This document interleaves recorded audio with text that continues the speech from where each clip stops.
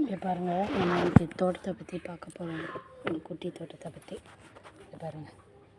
கத்திரிக்காய் 3 போட்டேன், ஆனால் ஒரே ஒரு கத்திரிக்காய் தான் முளைச்சி வந்திருக்கு. சரி, இது வந்து முள்ளங்கி போட்டிருக்கேன். இது வந்து மல்லி செடி வச்சுருக்கேன்.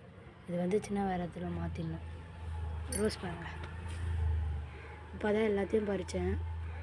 மொட்டே இல்லாமல் இருந்தது, அதுக்கட்டி எல்லாம் துளிர் விட்டுச்சு. இது பாருங்கள், ஒன்றுத்துல உள்ள இருக்கு பாருங்கள், தெரியுதா?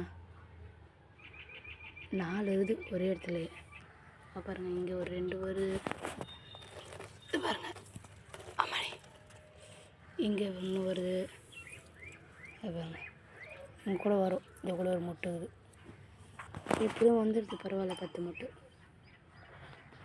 நான் வேறு ஒன்று காட்டுறேன். கொஞ்சம் வெண்டைக்காய் இருக்குது, அதையும் பறிச்சுக்குவோம். கொஞ்சம் விட்டாலும் முத்திடுது. 2 வெண்டைக்காய் இருக்குது, ஒரு வெண்டைக்காய் இருக்குது. ஒரு வெண்டைக்காய் பறிச்சுக்கலாம். 3 வெண்டைக்காய் இருக்குது. கத்திரிக்காய் கொஞ்சம் நல்லா ஆகட்டும். பாருங்க,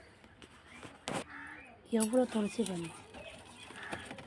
இது துளசி காஞ்சி அதோடைய விதை விழுந்து ஃபுல்லாக துளசி எவ்வளோ முளைச்சிருக்கு பாருங்க. நான் காட்டுறேன். இங்கே வெண்டைக்காய் இருக்குது, பறிச்சுக்கலாம். கொஞ்சம் விட்டாலும் முத்திடுது. தக்காளி பார்த்தீங்களா? ஒரு தக்காளி 2 தக்காளி முளைக்கிறது பெரிய விஷயமா இருந்துச்சு. இப்போ என்னென்னா பரவாயில்ல, ஏகப்பட்ட தக்காளி தெரியுதுங்க. நிறைய வந்திருக்கு, ரொம்ப சந்தோஷமாக இருக்குது. அப்புறம் வந்து பாருங்கள், ஒரே பூச்சி பிடிச்சிருக்குது தட்டை பயிரில். வந்து வேப்பெண்ணெயில் கொஞ்சம் தண்ணி கலந்து ஸ்ப்ரே பண்ணி விட்டேன். எல்லா பூச்சும் செத்து போயிடுச்சு. ஓகே, பாய்.